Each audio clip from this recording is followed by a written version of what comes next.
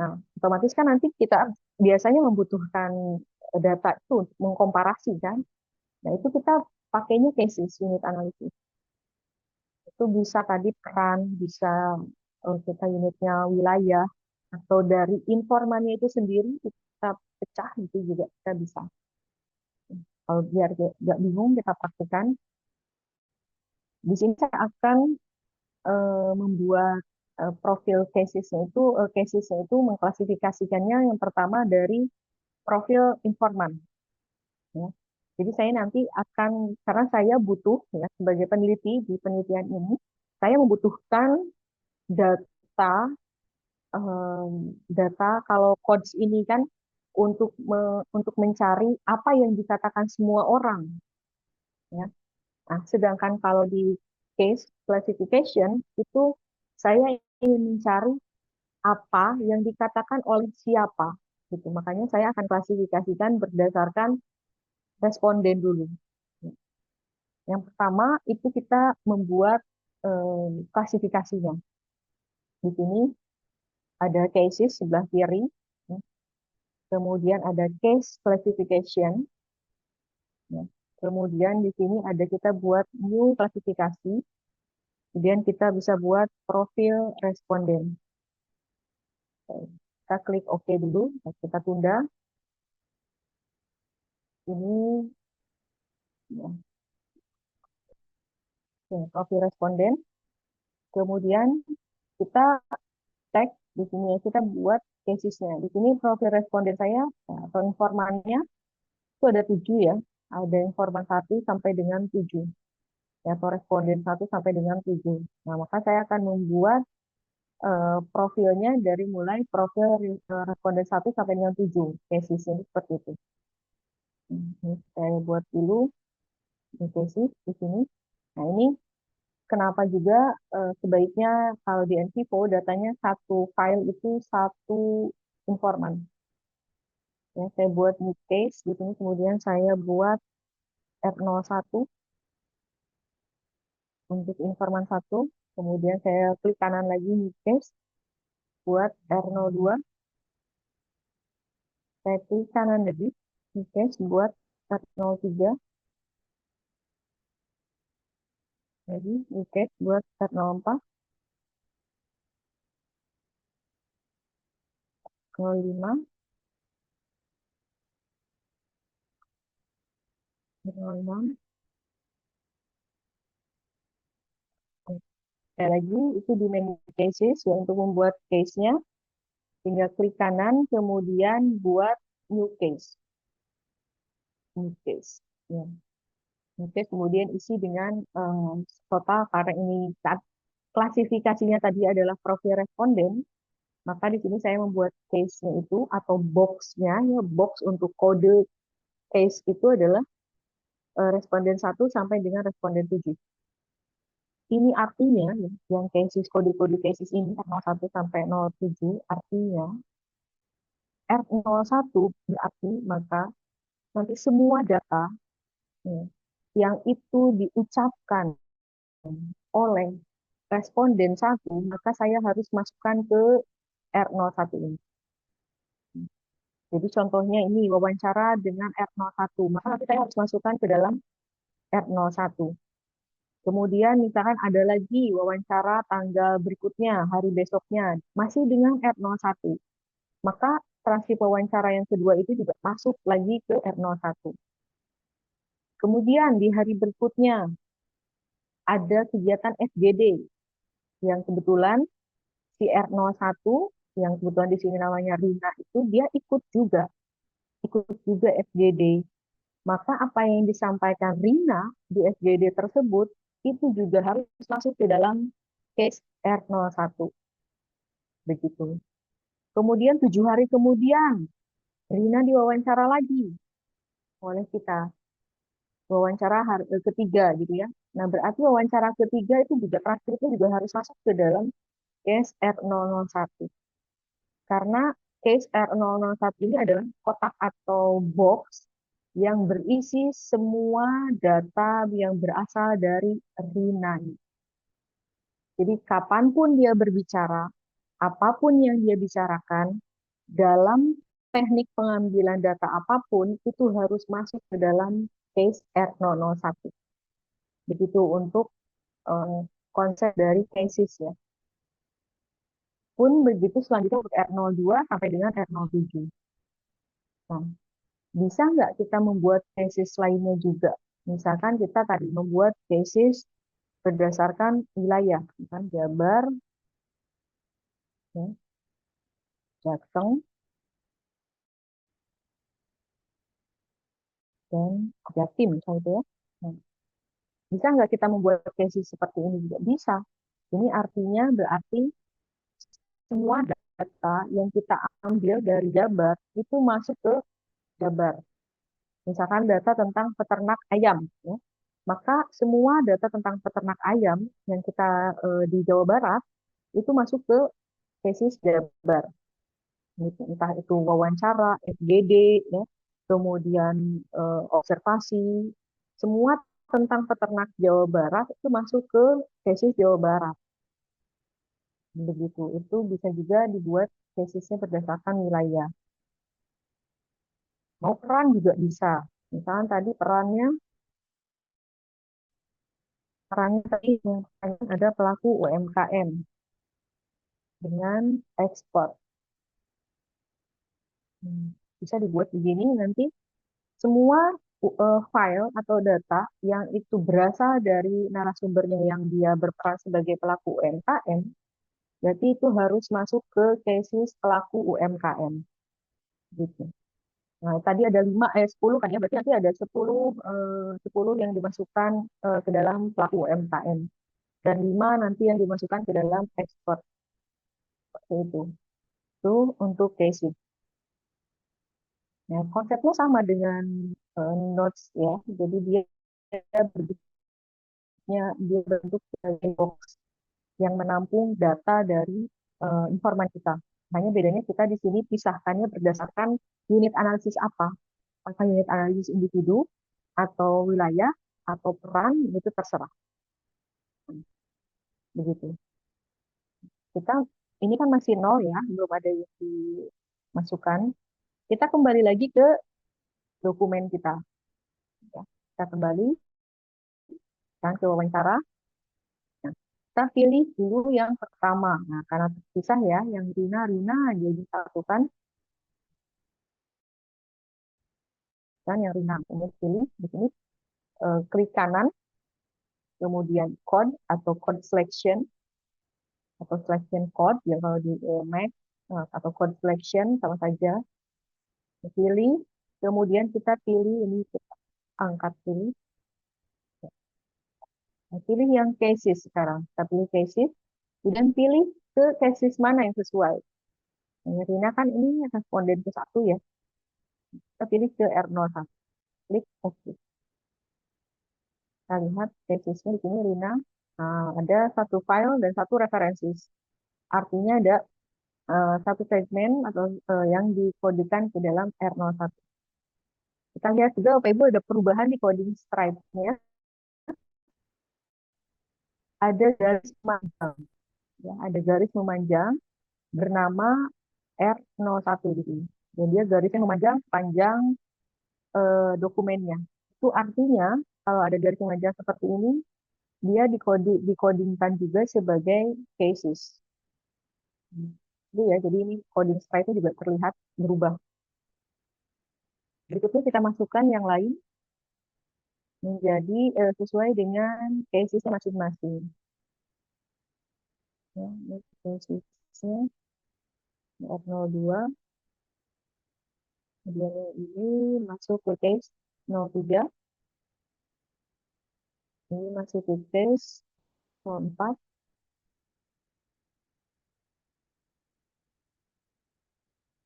ini masuk ke case 05.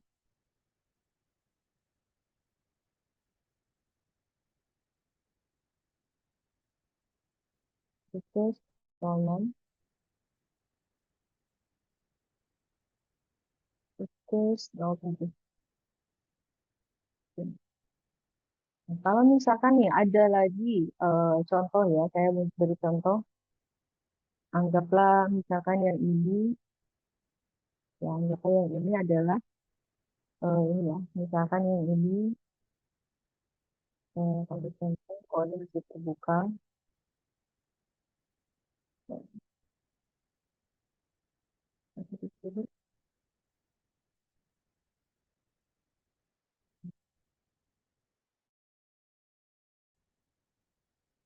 Misalkan ini adalah Rina juga ya.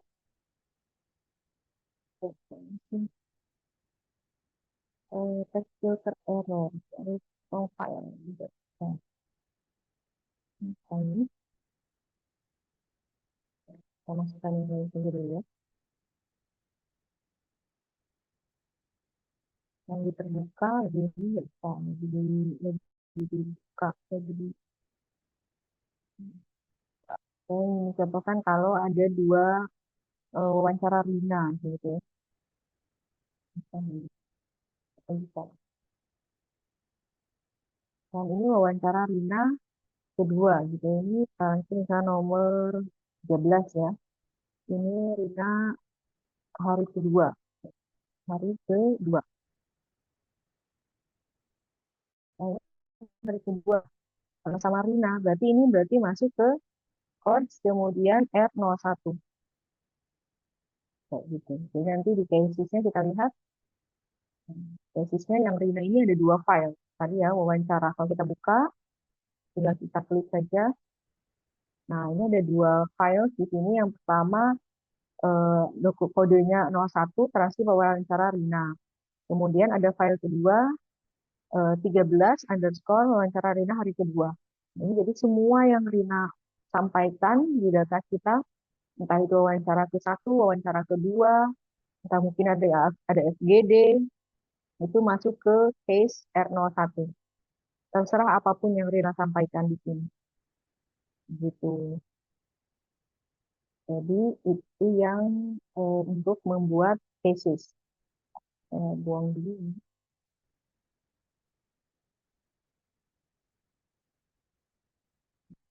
Jadi, cases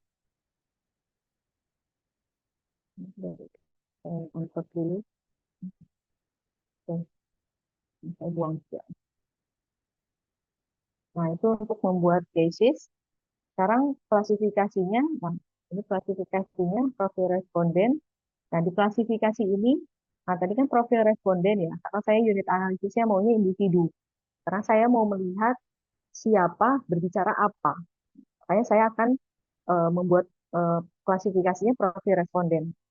Nah, profil responden ini kan tadi karena isinya adalah responden-responden, itu kan respondennya itu dia ada demografisnya ya.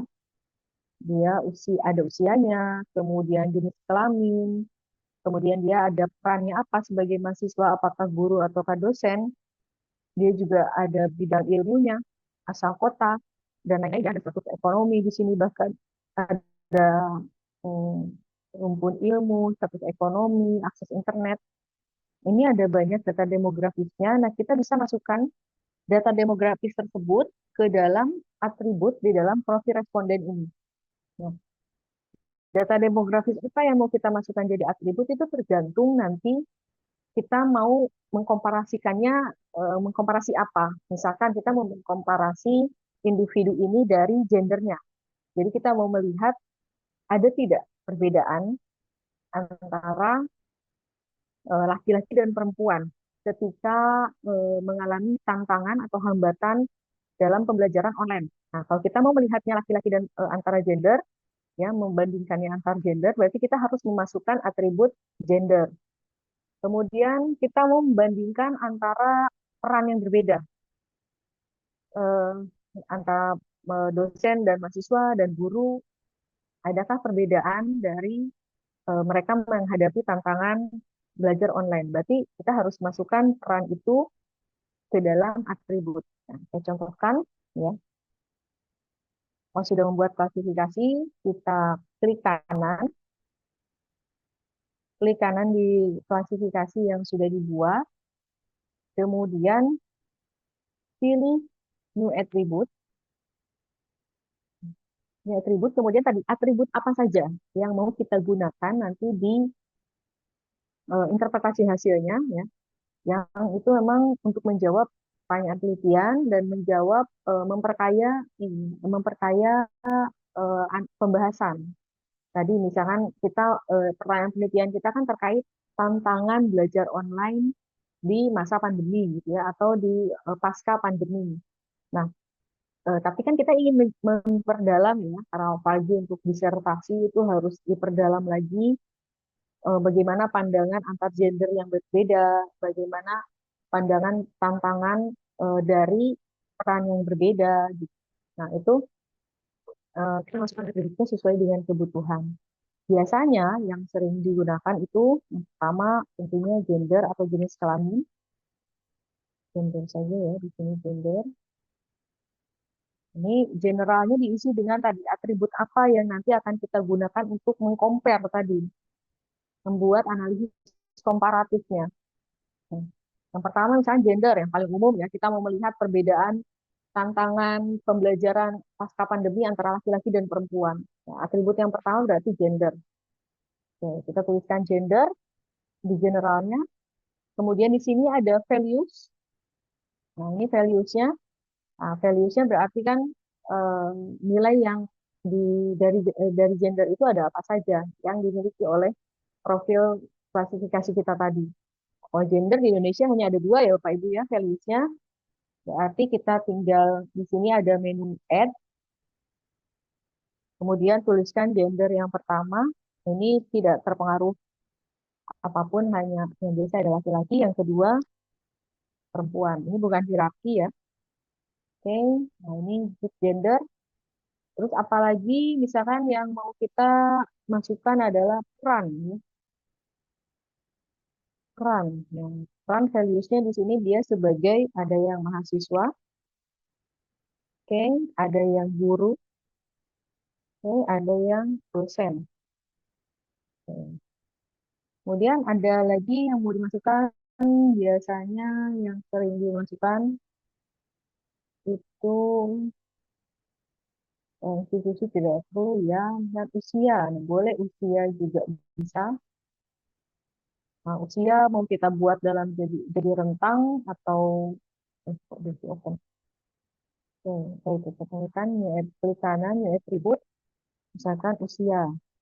Usianya kita jadikan rentang, misalkan 21 sampai 25, itu 22, 23, 24, 25 ya. Kemudian 26 sampai 30, 31 sampai 35, kita cek di sini sampai 45 ya. Paling kecilnya 21, paling tingginya 45. Tambahkan lagi 36 sampai 40, lagi 41 sampai 45. Kan kalau kita rentangnya per 5 tahun. Atau mau dipakai rentang kurang dari 30 tahun, lebih dari 30 tahun juga bisa. Ya kan, misalkan kita mau, ya, ini kita remove, mau kita dua rentang saja, ya, ini misalkan kurang dari 30, dan kita tambahkan lagi lebih dari 30 tahun. Ya, mau muda,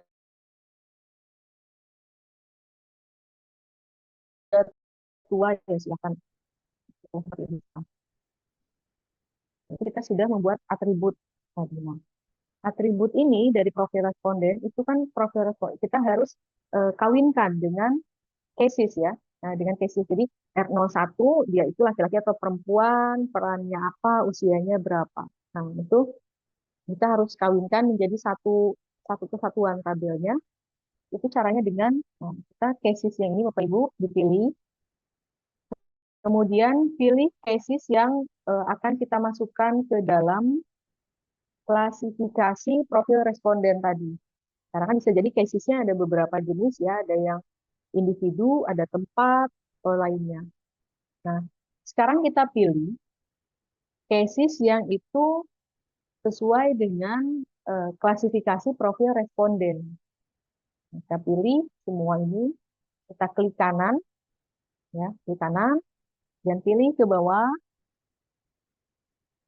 pilih yang classification, kemudian pilih yang klasifikasi tadi profil responden. Oke, sudah, kita balik lagi ke classification, kemudian kita klik di bagian yang profil responden ini. Nanti akan tertampil view-nya ya. Nah, tampil di data view-nya, terlihat ya, di klasifikasi profil responden ini, case yang masuk adalah R01 sampai dengan R07. Gitu. Kemudian sekarang kita beri sign ya di sini. R01 dia gendernya apa? R01 gendernya perempuan. R01 perempuan, kemudian 02 laki-laki, perempuan, laki-laki, laki-laki, perempuan. 02 laki-laki, 3 perempuan, 4-nya, oh ini saya salah ya. Sebentar, perempuan, laki-laki, 3, 4-nya laki-laki, yang keempat laki-laki,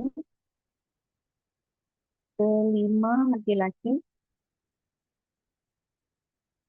yang lima laki-laki, 6, 7, dua-duanya perempuan. 7 perempuan. Kemudian peran, 1 sampai 3 mahasiswa. 1 sampai 3 mahasiswa. 1 sampai 3 mahasiswa. 4-nya dosen. Yang kelimanya adalah mahasiswa. 5 dan 6 mahasiswa.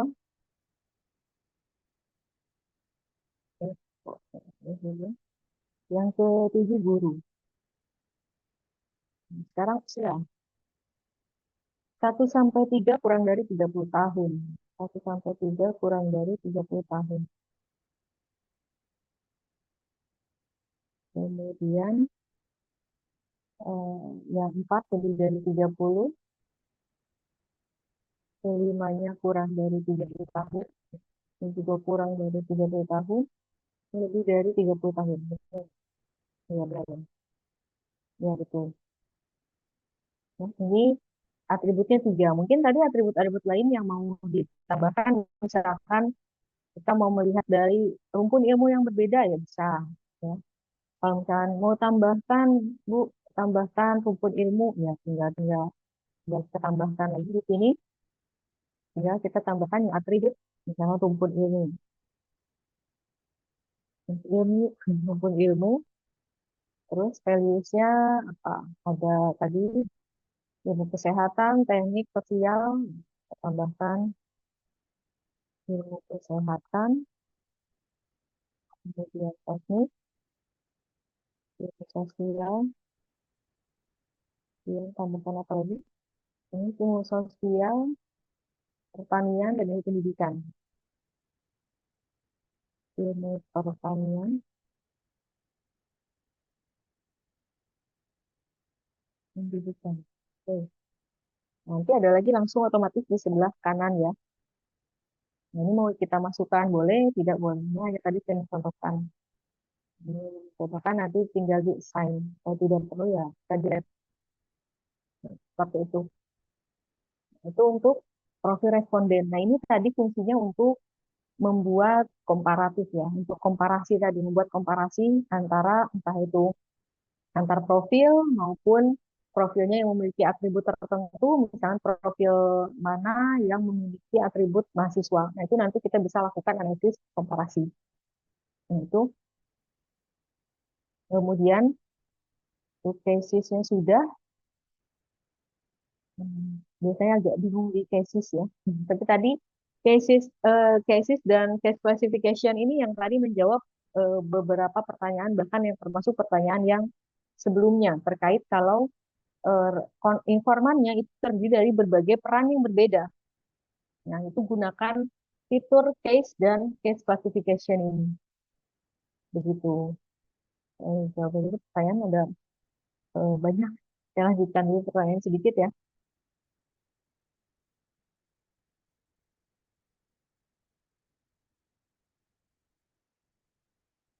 Tadi Pak Hadi, saya melihat penggunaan kodifikasi di Envivo untuk frekuensi kata mirip dengan Voyan. Apa ada perbedaan signifikan dari aspek kedua alat ini? Oh, kalau Envivo dan Voyan itu beda tujuannya ya. Kalau Voyan itu untuk data mining, untuk text mining, ya, untuk text mining. Jadi beda tujuannya. Ya, kalau NVivo itu kan untuk tools analisis analisis kualitatif beda. Text mining, data text mining dengan teks kualitatif itu beda. Kemudian Ibu Desi, word query itu semua kata dalam file atau yang diblok dan masuk ke kode saja. Yang kedua, kata yang dihapus apakah muncul di word cloud? Yang ketiga, kalau artikel jurnal berbahasa Inggris, kata di word cloud diterjemahkan transkripnya. Yang keempat, bagaimana import data FGD? Eh, Yang pertama ya, word query itu secara default itu pasti kita akan menganalisis semua kata di dalam file yang dipilih. Tadi kan saya milih filenya itu wawancara dan beberapa file tambahan. Nah, berarti yang muncul di word frekuensinya adalah dari file-file yang kita pilih, gitu. Kemudian kalau kata yang dihapus itu tidak akan muncul asalkan kita klik lagi run query-nya setelah kita hapus katanya. Kemudian kalau jurnal berbahasa Inggris tentunya itu tidak akan otomatis diterjemahkan oleh NVivo ya. Word cloud itu akan menampilkan apa adanya seperti kata yang dari data kita, dari bahasa asli di file kita. Nah, kalau mau diterjemahkan berarti ya kita harus filenya atau transkripnya itu harus diterjemahkan dahulu, baru diimpor ke NVivo. Kalau mau nanti word cloud-nya bahasa Inggris. Terus kalau import data FGD bagaimana? Itu sama saja, Bu, dengan kita mengimport data kemarin ya, wawancara dan lain sebagainya. Hanya bedanya kalau di FGD berarti kan dia satu file itu berisi pembicaranya itu lebih dari satu. Nah, itu berarti pengkodeannya sama kalau untuk codes. Bedanya untuk cases, pengkodeannya itu nanti kita pilih misalkan di FGD itu ada Rina ya, ada Rina, kemudian ada siapa lagi sih di sini namanya? Ada Rina, ada BS, ada SDR gitu. Nanti yang ketika Rina berbicara itu dipilih yang kata-katanya Rina, kemudian dimasukkan ke casesnya Rina R01. Bedanya hanya seperti itu.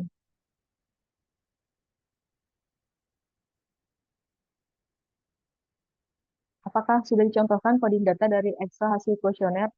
Coding data dari Excel kuesioner itu kalau untuk codes-nya sama saja ya dengan data dari PDF maupun Word maupun TXT. Sama saja. Prinsipnya sama. Mau dalam bentuk apapun prinsipnya sama.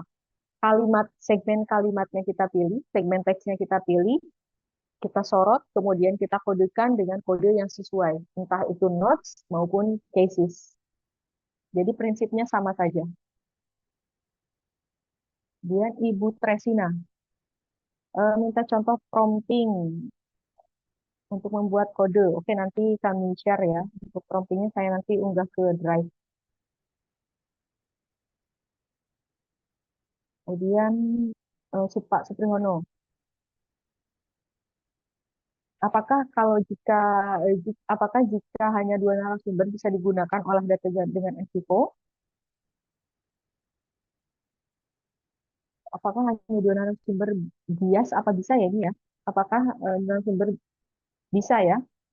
Apakah bisa digunakan dengan SQL? Bisa. Tidak ada batasan minimum. Bahkan hanya satu pun itu bisa kita analisis menggunakan SQL. Pak Iksan, penggunaan tesis untuk apa dan digunakan kapan ya? Cases digunakan ketika kita peneliti itu memerlukan analisis komparatif sistematis berdasarkan karakteristik responden gitu, atau unit analisis. Nah, kalau kita nggak pakai cases itu nanti NVivo cuma bisa menganalisis teks saja. Jadi kita hanya bisa tahu kalau tanpa cases kita hanya akan tahu eh, semua orang ini membicarakan apa ya dengan codes itu. Semua responden kita membicarakan apa. Ya tadi kode yang tadi ya, kalau dari coach ini kan kita bisa lihat bahwa semua responden kita membicarakan yang pertama dampak psikologis PJJ, kedua dampak eh, terhadap kualitas pembelajaran. Kemudian harapan dan rekomendasi dalam belajar digital. Semua orang juga membicarakan terkait inovasi dan transformasi pendidikan. Nah, tapi kalau cases, itu kita bisa melihat siapa berbicara apa. Jadi saya sebagai dosen itu berbicara apa tentang tantangan belajar digital. Kemudian Rina sebagai mahasiswa berbicara apa tentang tantangan belajar digital. Adakah perbedaan antara saya sebagai dosen dan Rina sebagai mahasiswa dalam mengalami tantangan belajar digital di era pasca pandemi?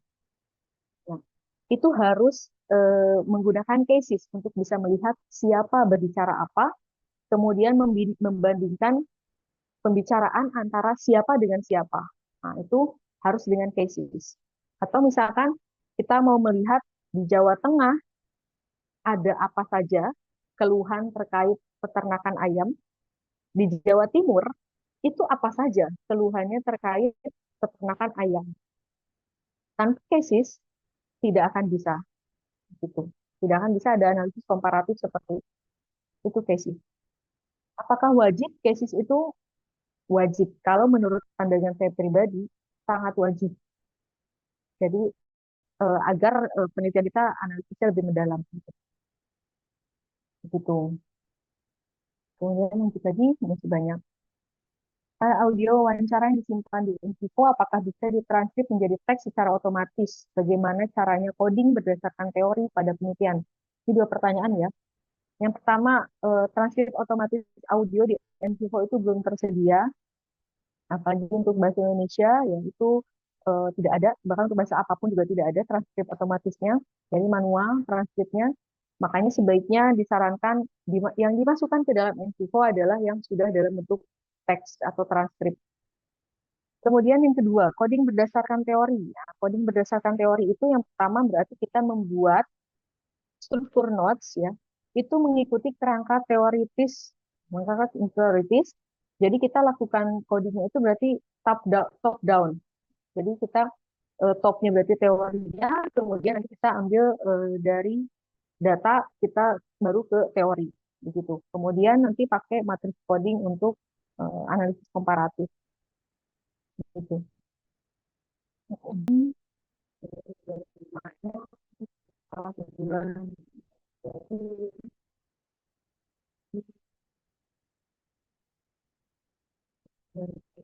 kita lakukan open coding ya. Semuanya, nanti semuanya ini ya. Ini bisa kita pertama membuat kode ini nanti dari codebook, saya tampilkan codebooknya. Ini sebelumnya bisa dari analisis deskriptif tadi ya, masukkan tadi hasil dari eh, hasil dari kita word frequency. Jadi bagaimana karakter data kita ya ada kata apa saja yang muncul, nah ini bisa dimasukkan ke dalam temuan. Bisa masuk ke temuan pertama itu tadi kita masukkan misalkan ya, di sini kita masukkan hasil word frekuensi kita tadi yang word cloud, word frekuensi tadi, ya, word frekuensi, kemudian tadi kita hasil word cloud-nya dimasukkan ke dalam reportnya. Kemudian kita bisa analisis dari sana. Oke, kemudian berikutnya yang tadi eh, hasil temuan untuk kodifikasi. Nah ini bisa boleh mau dibuat ini Bapak Ibu ya, mau dibuat tabel sendiri. Ya, ini mau dibuat ekspor sini, mau di ekspor listnya bisa, yang itu bentuknya tabel, tabel seperti tadi, atau mau kita buat tabel sendiri bisa ada dari endpoint. Kemudian kita eksplor lagi, bawahnya kan ya sudah ada pertanyaan, yang akses digital. Nah, ini boleh per poinnya tentang dari temanya ya, dari kode yang kita dapatkan bisa kita bahas satu persatu ya, kita bahas satu persatu itu tentunya dari ini ya, dari teori ya, dari teorinya bisa kita bahas mau satu persatu atau mau langsung menjawab pertanyaan juga bisa. Nanti setiap pembahasan ini nanti diberikan visualisasinya masing-masing boleh pakai mau chart, boleh maps ya. Itu yang akan kita cari sekarang di NCPO. Nah, pertama kalau tadi word frekuensi untuk deskriptif, kemudian bisa juga kita sekarang pakai matriks coding. Nah, ada tambahan biasanya ada matriks coding. Nah, ini matriks coding. Kita tutup dulu. Matriks coding itu biasanya untuk ya, di sini ada, baru bisa lihat di sini ada dua kolom ya, ada dua kotakan.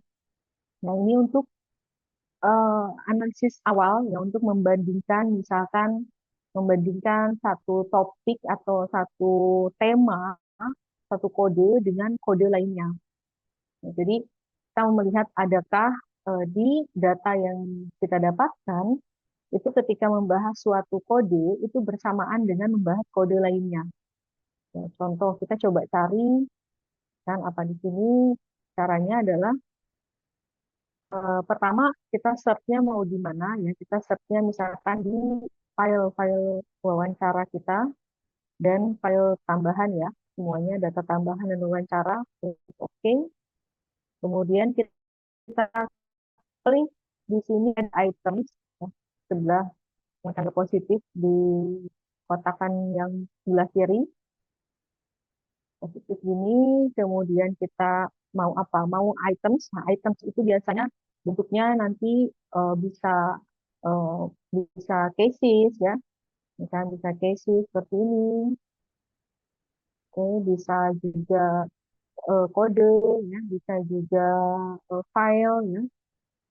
Kalau misalkan cases, oke. Kemudian kita tambahkan dengan kode, misalkan ya, kode apa nih? Kode atau note ya.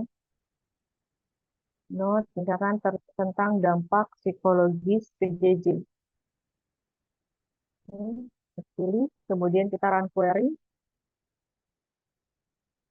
Nah, ternyata R01 biar terlihat begini ya. Kalau bisa di kita bisa transpose. Nah, ini bingung. R01 dia berbicara terkait dampak psikologis PJJ itu ada eh, kalau gangguan kesehatan mental dia tidak membicarakannya. Tapi yang dibicarakan oleh R01 terkait dampak psikologis PJJ adalah isolasi sosial, kecemasan akademik, dan Zoom fatigue. Nah, kalau misalnya kita mau tambahkan lagi, coba kita lihat tambahkan yang R02. Nah, yang mahasiswa itu berapa saja ya? Mahasiswa itu 1, 2, 3, 5, 6. 1, 2, 3, 5, 6. Sekarang cari lagi. Kalau ada perubahan, harus run query lagi ya. Nah, di sini nampak kan ada perbedaan antara sama lain. Kalau R01 terkait dampak psikologis PJJ dari pembelajaran jarak jauh itu dia eh, merasa dia membicarakan terkait isolasi sosial, kecemasan akademik, dan Zoom fatigue. R022 dia tidak merasa ada